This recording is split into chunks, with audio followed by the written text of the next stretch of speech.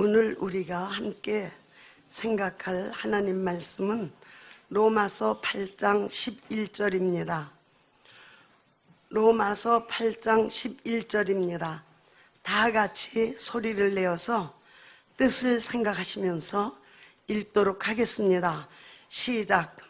예수를 죽은 자 가운데서 살리신 이의 영이 너희 안에 거하시면 그리스도 예수를 죽은 자 가운데서 살리시니가 너희 안에 거하시는 그의 영으로 말미암아 너의 죽을 몸도 살리시리라. 한 번 더 읽겠습니다. 시작. 예수를 죽은 자 가운데서 살리신 이의 영이 너희 안에 거하시면 그리스도 예수를 죽은 자 가운데서 살리신 이가 너희 안에 거하시는 그의 영으로 말미암아 너희 죽을 몸도 살리시리라. 아멘. 기도하시겠습니다. 하나님 아버지, 저희는 살고 싶어서 예수님을 믿게 되었습니다. 예수님을 믿으면 산다고 하는 말씀에 저희들은 살고 싶어서, 정말로 살고 싶어서, 사람답게 살고 싶어서, 이 세상에 태어난 인간으로서 제대로 인간으로 살고 싶어서 예수님을 믿게 되었습니다. 하나님 아버지께서 살고 싶어하는 저희를 받아주셔서 살려주신 것 감사하고 고맙습니다. 하나님께서 우리를 살려주셔서 우리 모두는 살게 되었습니다. 살게 된 우리는 하나님께서 살려주신 것 너무 감사해요. 이 시간에 하나님께 예배를 드립니다. 예배를 받아주시는 아버지 감사하고 고맙습니다. 예배 가운데 찬양을 받아주신 아버지 감사하고 고맙습니다. 이 시간에 우리에게 말씀을 주시니 감사합니다. 이 말씀이 성령으로 우리에게 체험되도록 인도해 주시옵소서. 우리 이 말씀으로 살도록 아버지께서 역사하여 주시옵소서. 예수님 이름으로 기도합니다. 아멘. 제가 이런 생각을 해봤습니다. 우리는 신앙을 가지고 있다고 하는 사람들인데 우리 신앙의 꿈이 무엇인가? 우리는 분명히 예수를 믿는 신앙을 가지고 있는 사람들인데 우리 신앙의 꿈이 무엇인가? 행복인가? 기쁨인가? 평안인가? 감사? 능력? 용서, 사랑, 희생, 거듭남, 병의 치료, 예수님의 십자가, 예수님의 피, 부유함, 승리, 건강, 부활, 영생, 이 중에 하나만이라면 우리의 꿈은 무엇인가? 한번 생각해 보시기 바랍니다. 우리의 신앙의 꿈은 무엇인가? 확실하게 하나님 앞에 답변할 수 있겠는가?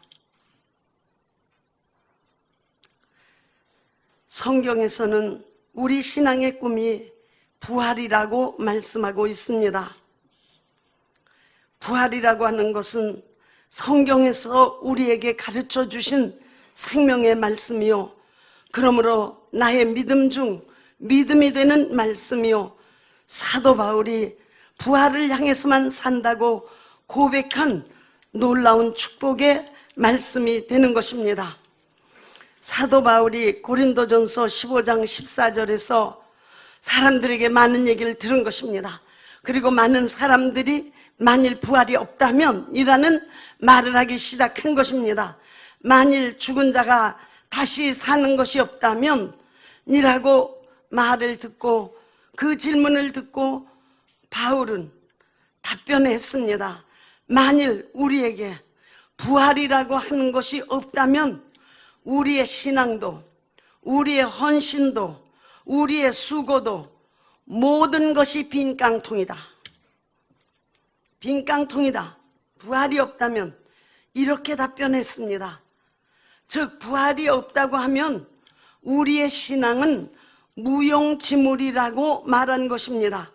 구체적으로 바울은 우리에게 부활이 없다면 세 가지가 무용지물이라고 말해주고 있습니다.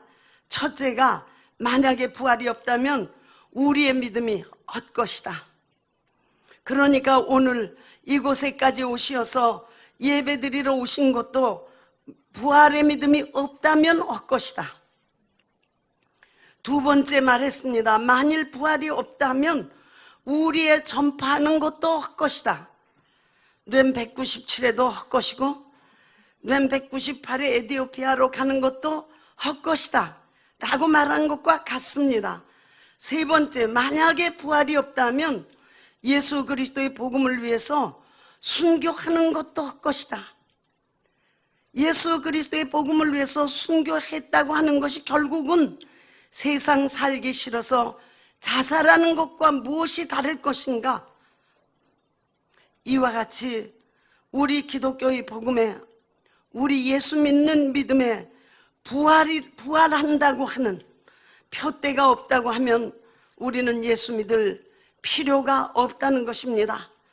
부활이 없다고 한다면 예수 믿는 사람이 모든 사람 가운데 가장 불쌍한 사람이라고 말을 했습니다.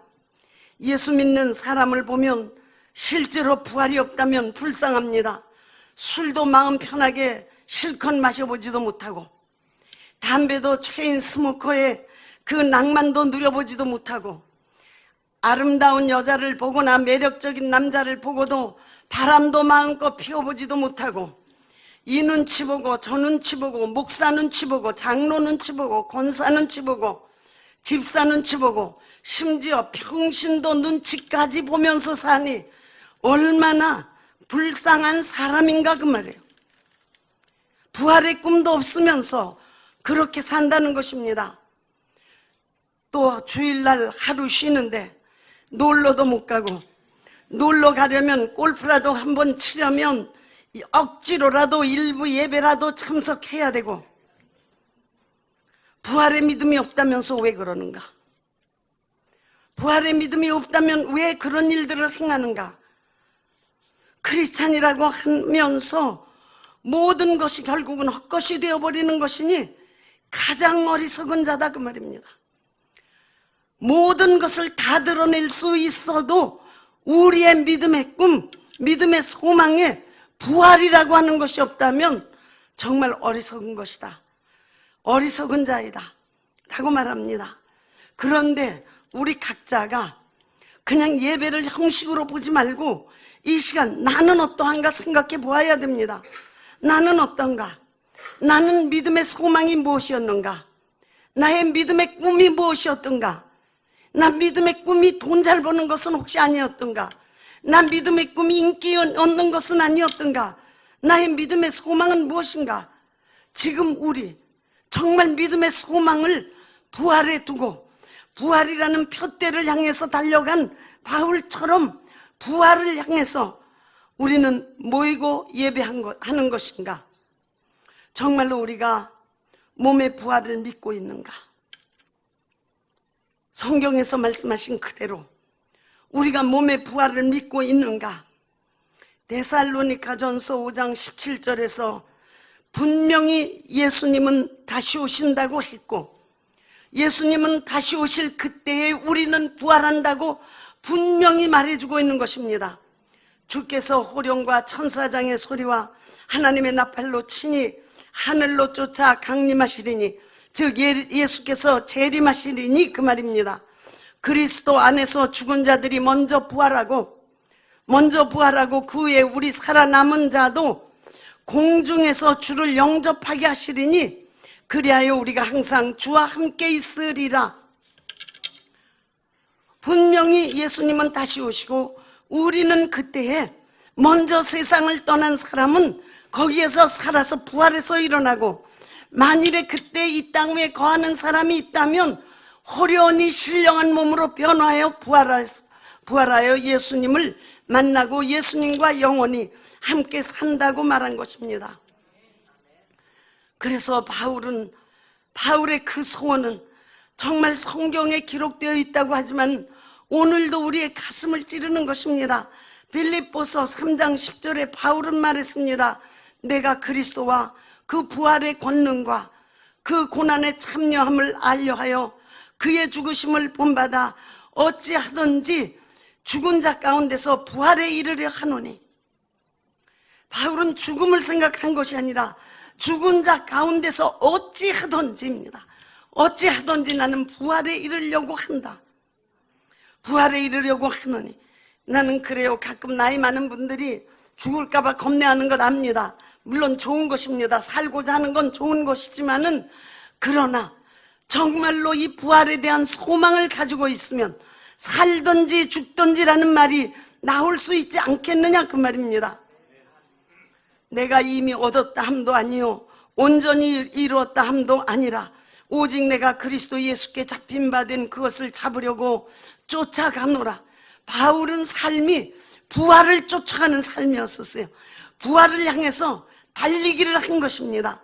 형제들아, 나는 내가 아직 잡은 줄 여기지 아니하고 오직 한 일 뒤에 있는 것은 잊어버리고 앞에 있는 그 부활을 잡으려고 표대를 향하여 그리스도 예수 안에서 하나님이 위에서 부르신 부름의 상을 위하여 쫓아가노라. 표대, 바로 부활이라는 표대. 이것은 하나님이 우리에게 주신 부르신 그 상 중에 최고의 극치의 상이다 그 말입니다.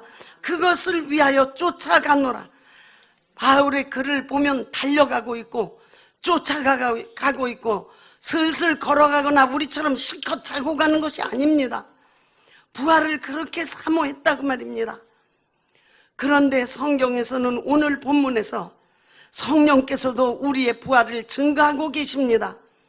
예수를 죽은 자 가운데서 살리신 이의 영이 너희 안에 거하시면 그리스도 예수를 죽은 자 가운데서 살리신 이가 너희 안에 거하시는 그의 영으로 말미암아 너희 죽을 몸도 살리시리라. 하나님의 약속입니다. 우리 죽을 몸도 살리신다는 것입니다. 그러므로 분명히 부활하게 하신다는 것입니다. 정말로 우리가 예수를 믿는 사람이라면, 우리가 정말 예수를 믿고 있다면 이런 부활을 확실히 믿어야 되는 것입니다. 그런데 대부분의 크리스찬이 여기에 있는 분들 중에도 해당될 수 있으리라고 봅니다. 부활에 무관심한 것입니다. 부활을 잊어버리고 있는 것입니다. 그렇다면 예수 믿는 것은 종교 행위이지 그것은 헛것이 되어버리고 마는 것입니다. 이와 같은 사람이 가장 비참한 사람이라고 바울은 말했습니다. 예수를 믿는다고 하면서 고난도 받고 핍박도 받으면서 부활에 무관심하고 부활을 잊어버리고 있다면 너가 가장 비참한 사람이다. 어찌 그렇게 비참한 삶을 사느냐고 바울은 한탄을 하는 것입니다. 믿음이 있다고 하는 사람이 부활이 없다고 생각한다면 예수 믿으시오. 기만 아니에요? 기만? 사기치는 거 아니에요? 부활이 없다고 생각하면서 예수 믿으세요. 이건 정말 기만입니다. 사람을 우롱하는 것입니다. 헛선전을 하는 것입니다. 만일 부활이 없다고 한다면 그리스도를 위해서 희생하는 것, 그리스도를 위해서 헌금하는 것, 그리스도를 위해서 전도하는 것, 그리스도를 위해서 핍박받는 것 무슨 소용이 있겠는가 그 말입니다. 도대체 무슨 소용이 있겠는가 그 말입니다. 예수를 믿는다고 교회에 와서 대우받아 보려고 하는 것이 전부이겠지. 부활에 대한 소망이 없다면 하는 일은 모두 헛것이 되어버리고 마는 것입니다. 바로 부활을 깨달은 바울은 빌립보서 3장 7절에 또 말합니다. 무엇이든지 내게 유익하던 것을 내가 그리스도를 위하여 다 해로 여길 뿐더러 또한 모든 것을 해로 여김은 내 주 그리스도 예수를 아는 지식이 가장 고상함을 인함이라. 내가 그리스도를 위하여 모든 것을 잃어버리고 배설물로 여김은 그리스도를 얻고 그 안에서 발견되려 함이니, 즉 그리스도 안에서 발견된다는 것이 부활입니다. 바울이 이렇게 고백했어요. 아니 제가 고백했으면 이 말이 좀 시시해요. 바울은요 율법학자의 법률학자입니다. 지금으로 말하면 법무부 장관이나 될 만큼 법에 대해서 정통하고 능통한 사람이에요. 사회학자입니다. 가말리엘 문화생이라고 바울은 당당하게 자기를 소개했습니다. 능력이 있는 자요, 율법으로는 흠이 없는 자라고 말했습니다. 로마 시민권을 가지고 있는 자이기 때문에 매를 맞아도 40대에서 하나는 빼고 맞을 정도로 대우를 받는 사람이었습니다. 정말 모든 면에서 부족함이 없고, 모든 면에서 존경받고, 모든 면에서 수준이 높은 이런 바울이 자기가 가지고 있는 이 모든 것을 다 배설물로 여기겠다고 말했습니다. 배설물로 여기겠다. 성경 번역을 그대로 보면 똥으로 여기겠다 그래요. 똥 좋아하는 사람 없죠? 똥이라는 거는 버려도 깨끗이 버리는 거예요. 요즘은 병원에서 그러더라고요. 병원을 본 다음에 한번 들여다봐라. 그래서 색깔이 어떤가로 병을 알아볼 수 있다. 누가 그걸 들여다보냐? 정말 똥이라는 건 뒤로 돌아다보기도 싫은 거죠. 바울이 자기의 명예, 자기의 권력, 자기의 물질, 자기의 학식, 이 모든 것을 똥처럼 두 번도 쳐다보지 않고 내놓겠다, 버리겠다. 왜? 그 이유는 예수를 아는 고상한 지식을 얻었기 때문이라고 했습니다. 예수를 아는 고상한 지식을 얻었기 때문이다. 그런데 바울은 그것으로 끝내지 않고 우리에게 말해줍니다. 바울은 예수를 아는 것만으로는 안 된다는 것입니다.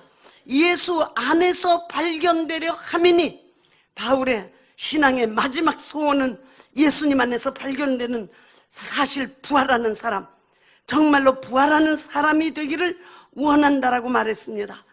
그런데 그것은 아직 얻었다 함다니요, 완전히 부활을 이룬 것은 아니다. 예수님이 다시 오셨을 때 완전히 이룰 것이다. 부활이 내 앞에 있는 것이지만 나는 그 앞에 있는 것을 잡으려고 날마다 부활의 삶을 살아가고 있다. 푯대를 향해서 달려간다고 했습니다.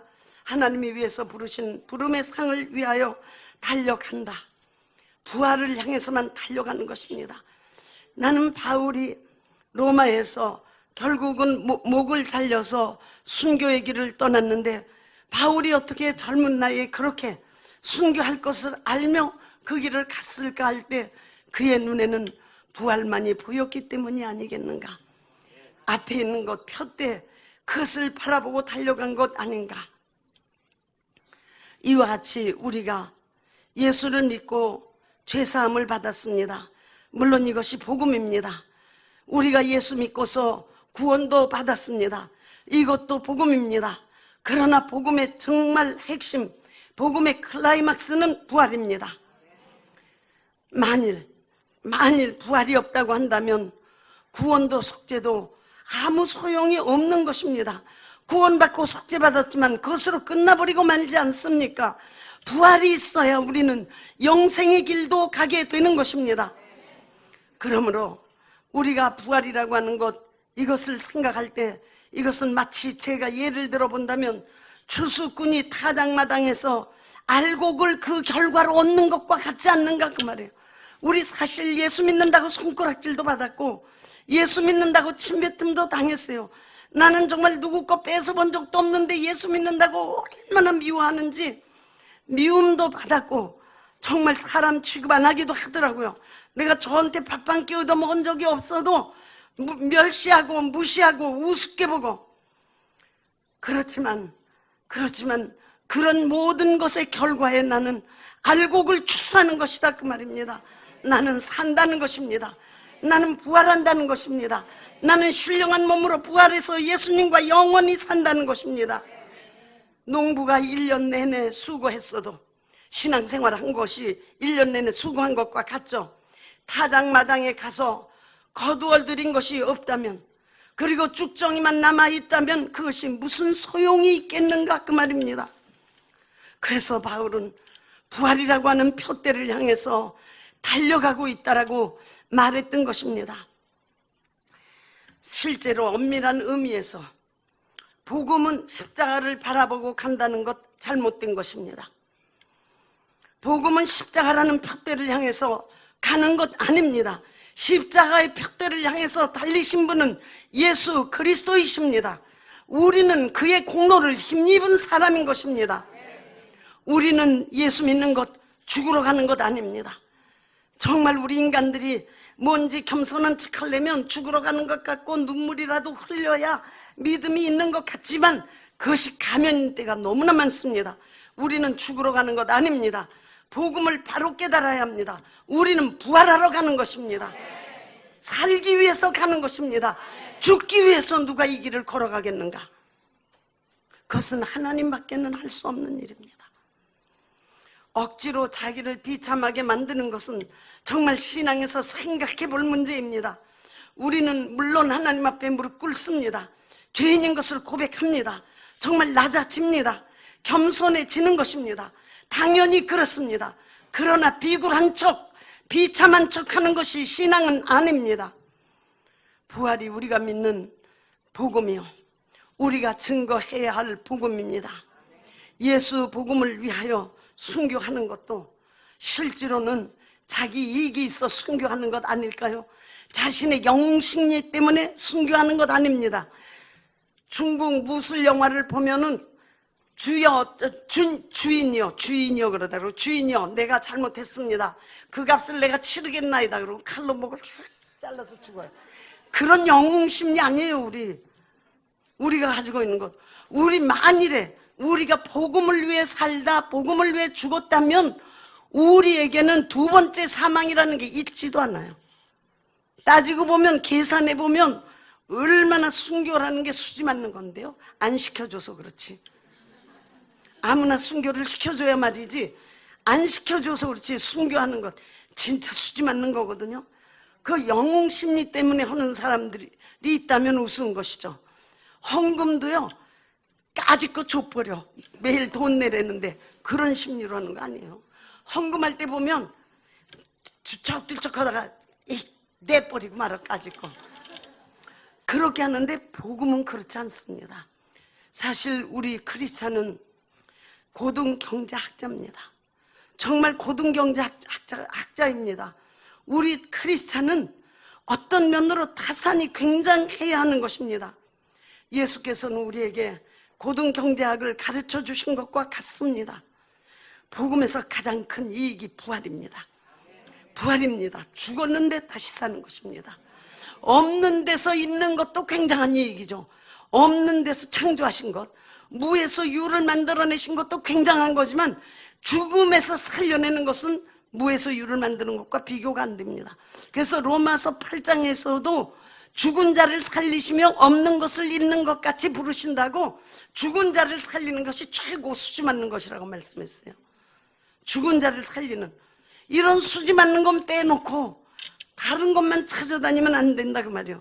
자, 우리가 물건도 그래요. 물건을 어떤 사람이 장사가 잘 돼요. 우리 집 문 미어 터져요.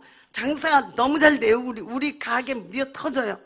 근데 왜 그러나 보니까 물건을 소매로 사다가 도매로 팔아먹고 있는 거예요. 그러니 얼마나 잘 무슨 얘기인지 못 알아들으세요? 소매로 사다가, 그러니까는 100만 원 주고 사다가 도매를 팔아먹어. 30만 원에 팔아먹어. 그것과 같다 그 말이에요. 복음을 잘못 생각하면 그렇게 생각한다 그 말이에요. 그러니 물건을 소매로 사다가 도매로 팔아먹는 그런 어리석은 자가 어디 있겠습니까?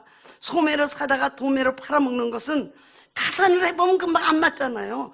100만 원에 사다가 30만 원에 팔았으면 금방 70만 원이 미친다는 거 나오잖아요.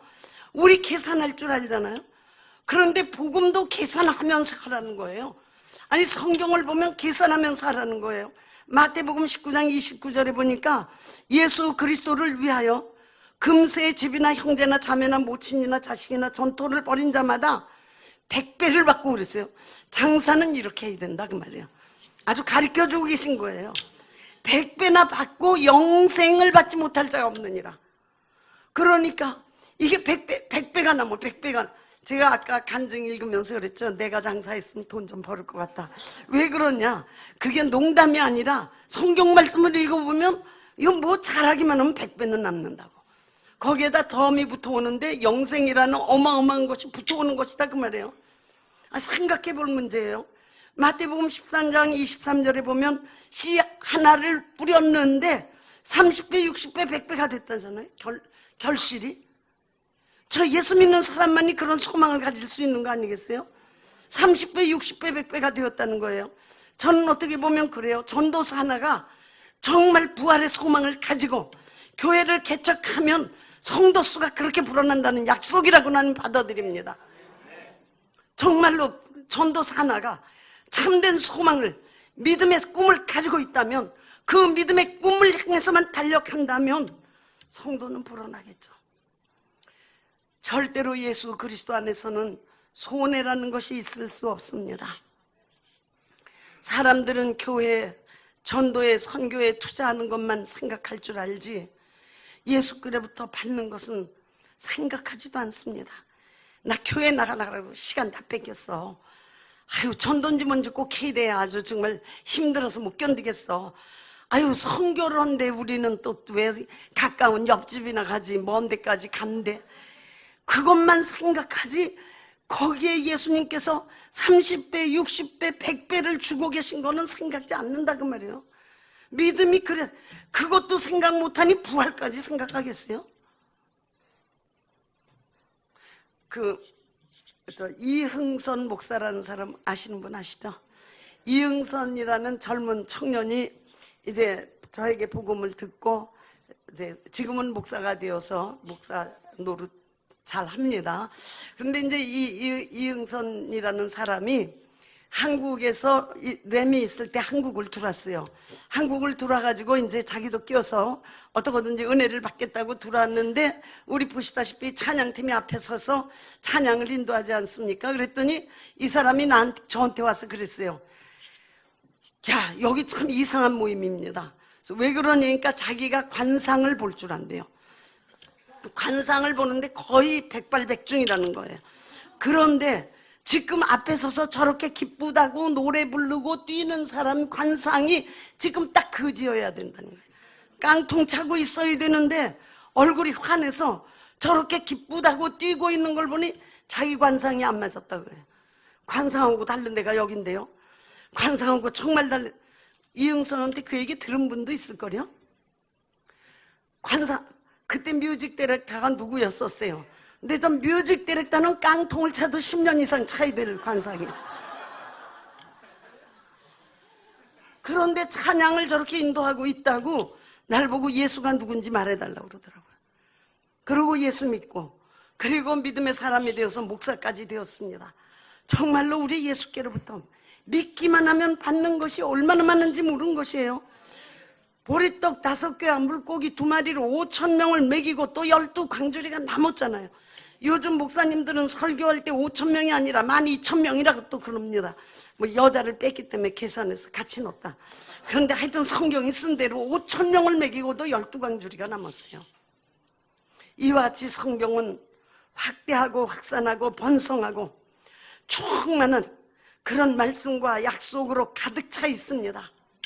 정말 우리가 머리로 계산해봐도, 인간의 계산기를 가지고 계산해도 이런 경제는 없습니다. 11조를 하면 창고에 쌓을 곳이 없도록 부어준다.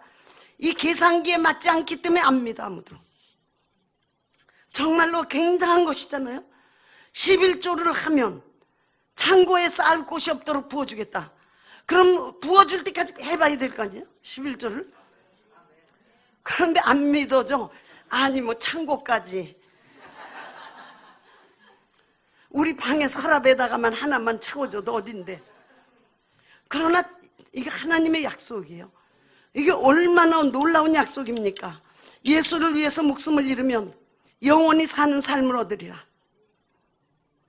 성경이 분명히 약속했습니다. 예수 그리스도의 말씀에 잠깐만 순종해도 안진뱅이가 일어나고 장님이 눈을 뜨고 보는 것입니다. 믿음의 조상인 아브라함은 아들 이삭 하나 바쳐놓고 하늘의 별과 같고 바닷가의 모래와 같은 자손을 얻었습니다. 세상에 소리가 나오지 않아요?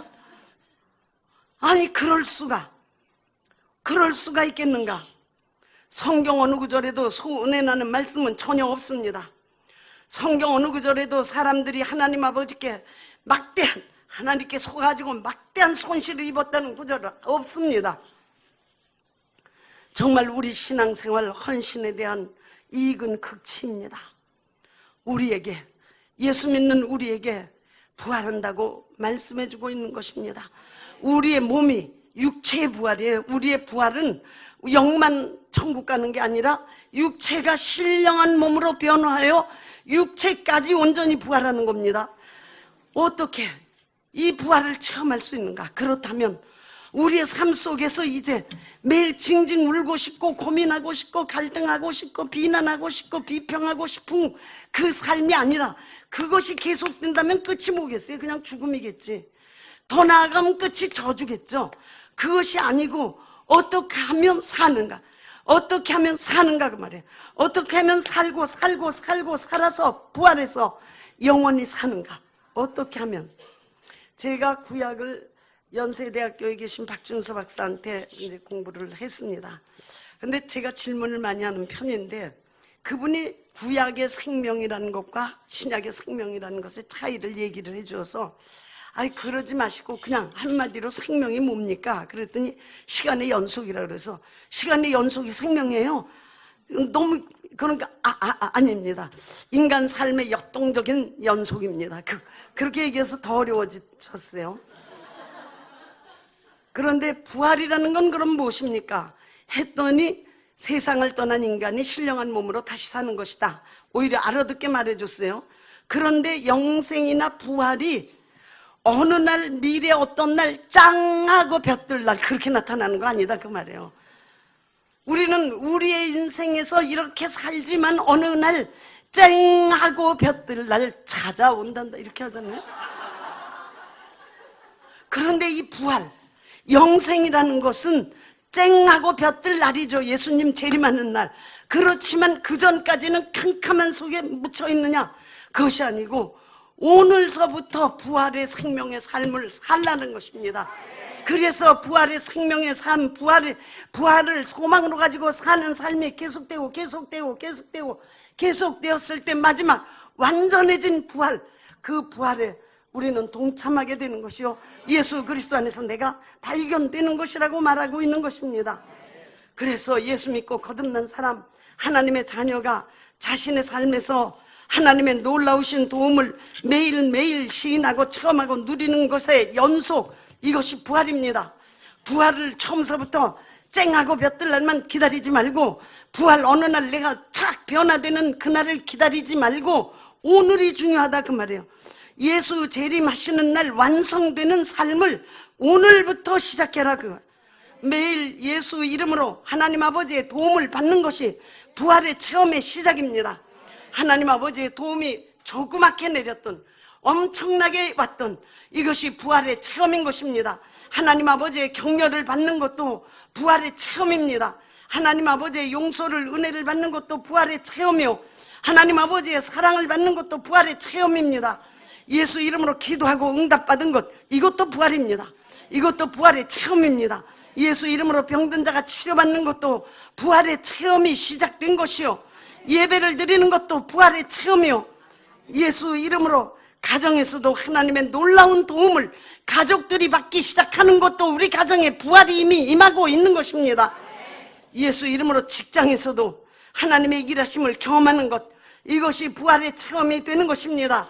나에게서 더러운 귀신이 떠나가고 우리 가정을 불행하게 하는 저주의 귀신이 떠나가는 것도 우리는 부활을 체험하는 것입니다. 정말로 우리는 그러므로 예수 안에서 발견된 자, 나를 발견하려면 예수 안에서 내가 발견된 자가 되는 것, 나는 정말로 부활의 생명 안에서 발견된 자가 되어 사는 것입니다.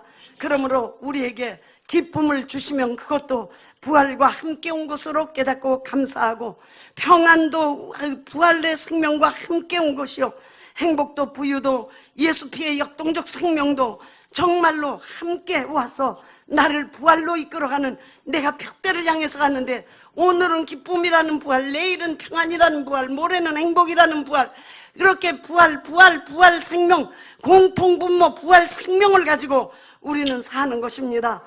아까 찬송할 때 들어보니까 하나님의 크신 도움받아 이제까지 왔으니 이와 같이 천국에도 이르기를 원하네. 그래서 제가 혼자 뒤에서 불러보세요. 네.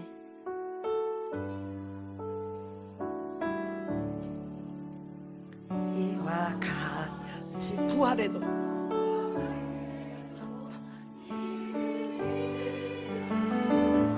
한 번만 같이 불러보시겠습니다. 하나님의 도움받아 이때까지 왔으니 도움받아 이때까지 왔으니 이와 같이 부활에도 같이 부활에도 이르기를 원하네. 기도하시겠습니다. 부활의 삶을 살겠습니다. 하나님의 도움이 부활이요, 하나님의 역사심이 부활이요, 하나님의 함께하심이 부활이요, 하나님의 기쁨 주심이 부활이요, 그 부활의 삶을 살겠습니다. 예수 그리스도 오실 때 부활이 완성되는 그날을 향해서 나는 부활의 삶을 살겠습니다. 부활의 삶을 살겠습니다. 기도하시기 바랍니다.